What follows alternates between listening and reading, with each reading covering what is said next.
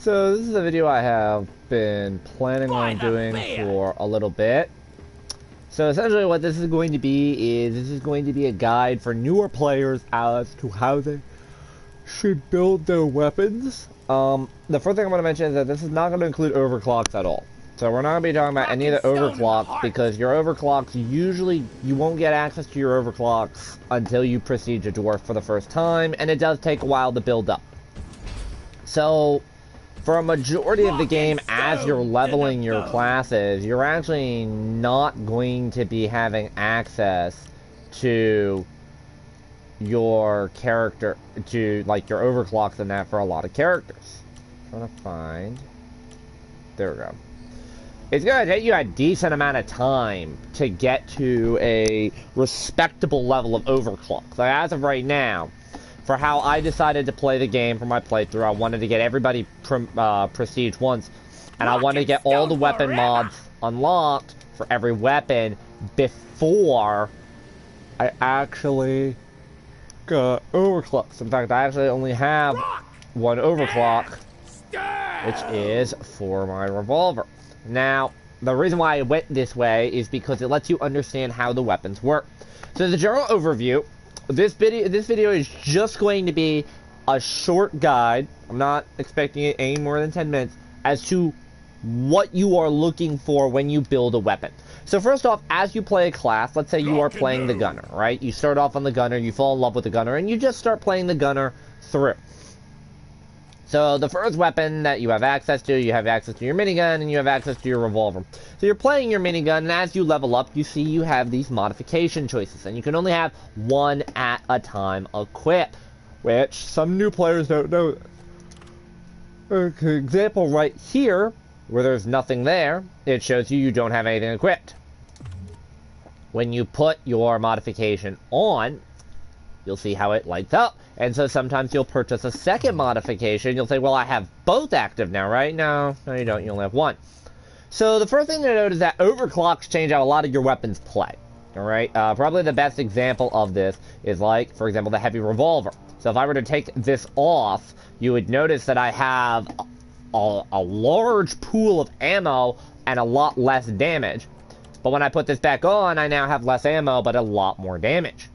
So the example of how overclocks work.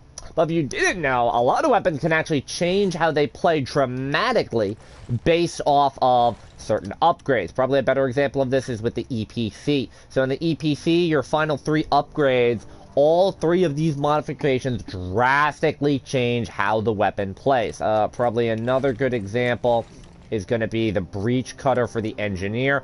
All 3 of these drastically change how the weapon is played. Now, you're not going to know on surface value what some of these changes do. And some guns really don't have a meaningful change. Like, in my opinion, so the neurotoxin coating, for example, for the revolver that we're talking about, gives a chance to poison over time. It's not a high chance. It is a 25% chance per bullet fire that it will do poison over time. And it doesn't do a large portion of damage. The tick down is slow, but it is bonus damage, and it has a small slow effect on it. Or you could have Deadeye, where you get no aim penalty while moving, and to me, I don't really have an issue with the aim, so I run Neurotoxin. This is not a make-or-break type choice, but for some guns, it is a make-or-break type choice. An interesting example of this is going to be the minigun. So for the minigun's final 3 options, you have hot rounds. So your gun has an overheat mechanic. When any rounds that are fired when your gun is in the red part of the overheat burns the target. So bonus fire damage. Nice. You have aggressive venting, where when your gun does overheat, you massively heat dump all of your excess overheat into a short radius around you. It's a 2 to 4 meter radius. It does damage, and it has a fear effect. Or, every kill that you score while firing the gun cools your overheat meter. These 3 options, by the way, drastically change not only how the gun plays, but how your secondary choices play as well. Some modifiers that the gunner has are, like overclocks, are based around fire damage. Another example of this is on the Scout. So the Scout's Plasma Carbine has an electrocution chance. The Zhukovs have bonus damage to targets in an electrical field. And their IFG counts as an electric field. So, if you were a Scout player and you wanted to make an electric theme build, you would be changing a lot of your modifiers around that. The main reason why I'm mentioning that when I'm discussing this is you have to look at how your synergy works. There's also a few examples that I want to explore in detail. So probably one of the better examples is, let's go to the Sabata. Take everything off the Sabata. On the Sabata, one thing you're going to notice is that there are multiple damage upgrade choices that are available to you, and multiple ammo choices that are available to you. Now, when you're building your gun for these three choices, alright, what you want to look at is, if you notice on the screen here, there's going to be a little green number that shows you what the stat is increasing. And sometimes there'll be a red number that shows you what a stat is decreasing, particularly if you're comparing and contrasting. So do I want pinpoint accuracy, or do I want a bigger magazine? Do I want a bigger magazine, or do I want a shorter reload? Now, when you have multiple mods that do the same thing, you actually want to compare what the stats are. So this first upgrade gives you 1 damage, and this first ammo upgrade gives you 40 ammo. This first one also gives you 1 damage, and this second one also gives you 40 ammo. So both of those modifiers are the same. So if you wanted to, you could make a damage build that gives you +2. You could make an ammo build that gives you +80. Or you could split it up and you could have +1 damage and +40 ammo. Pretty good. But, remember there's an extra damage modifier here. Well, this damage modifier gives you +3 damage. Now that is much more significant. So obviously, of all the damage choices, unless this pick is so far and away good that you have no choice but to pick it, you're going to pick this one. Now this frees you up. Well, do I want the damage or do I want the ammo? And realistically speaking, you've buffed more damage by picking this one than you do on this. Now, yes, it can be fun to run a meme build where you're running just, max damage. Realistically, this is a much better option for you, because you get 80 extra bullets and +3 as opposed to just +5 per shot. That extra 2 damage per bullet is not going to compensate for the 80 less bullets. So you need to pay attention to what the individual stat change that you are giving increases. Another example that I want to talk about is, in most cases, the game is going to force you to choose between ammo or damage in most situations. It's very rare that the game is going to let you choose between. So you definitely want to look at and see what is more important, the damage or the ammo. These are the two largest choices that are available to you. You also want to look at certain types of status conditions as well. A lot of status conditions in the game are particularly good. For this, we're going to go back to the gunner and talk about the minigun.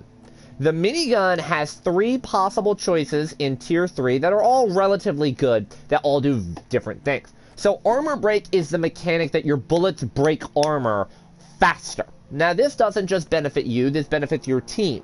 Guns with good armor break can shred through larger threats like Praetorians a lot quicker. Now, there are some enemies that are completely unaffected by this, a great example of being oppressors. And there are some enemies that this really doesn't matter, such as, Glyphid Grunts. Glyphid Grunt, the regular grunt that you're going to be fighting most of the time, doesn't have difficult armor to break. But it helps break through a little bit faster. Now, stuns are something you're going to see a lot more and want a lot more when you get to higher level play because of crowd control. So the more of a stun that you have, the longer you can keep enemies out of commission and away from you, so you have more time to kill them. Or you get penetrations so that your bullets can pass through multiple targets. All of these options are very good, and it realistically comes down to the preference of the gun. If you want the armored rounds, you're going to kill Praetorians a lot faster. You're going to shred what little armor there is on grunts faster. You can deal with Brundles faster. But you actually lose damage in your penetrations. But if you run the penetrations, you're going to have to use more rounds in order to kill heavily armored threats. And with stuns, stuns are a form of crowd control that can help keep you and the rest of your team alive by just spraying and praying into a crowd. Same thing when we talked about look at your final tier option to see how you want to build it. What option that you pick here drastically influences the changes you want. So, for example, if I ran magnetic refrigeration, which would decrease the cooling rate on my guns and increase how fast it cools, that would be a very good modifier if I wanted to run hot bullets. But it would be useless on cold as the grave, and relatively useless on aggressive venting because I want to overheat on that modifier. Same thing is damage increase when fully stabilized is a very good modifier to run if you're planning on running something like hot bullets or aggressive venting, because you're going to be staying at the gun's maximum possible stabilization. You're just going to be holding down the trigger and going and just mowing through a crowd. Now, it can also help too with cold as grave, but you're going to be pepper firing a little bit more often. So how you build your guns is going to differ greatly depending on the modifiers you pick. As the last subject, just to cover overclocks, the reason why I feel you should try and get all your gear modifications before you start doing overclocks is for the reason, when you go to equip an overclock like this, usually the best way to run your overclock is to take all your modifiers off and look at the weapon in its base form, and look at it with the modifier on. In this case, your overclock. Now you can start to build in order to offset certain overclock strength or weaknesses. So, for example, this gun has no ammo now. So I definitely need to run both of the extra ammo options as opposed to the extra damage options. While 160 damage a bullet is nice, only having 12 rounds to do it with is also not particularly great. The gun also has an increased reload time, and while I can reduce my accuracy even further, I don't need improved accuracy, I need better recoil. So the reload is a better fit here. Same thing for this. I'm basically losing all of this ammo to add extra damage. There's no point to running explosive rounds to reduce that damage. And I don't really care about hitting weak points because I'm doing so much damage in the first place, so penetrations is the way to go. Same thing here, it really comes down to personal preference if you want the no aim while moving, or if you want the neurotoxin. I mean, I'm going to probably take the neurotoxin for the bonus damage.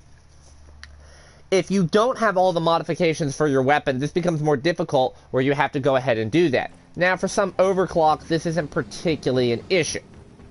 For some overclocks in the game are just straight buffs, so it doesn't really matter what you look at. An example being something like compact ammo for the scout rifle, for the scout's assault rifle, or lighter tanks for the flamethrower, or pack rat for the grenade launcher, where they just buff you in a way where you don't really have to change your build around it. Some modifications, however, drastically change how a gun plays. Probably a really good example of this would be something like this. So now bullets just keep flying around and around and around and penetrate enemies, but they have less damage and less ammo.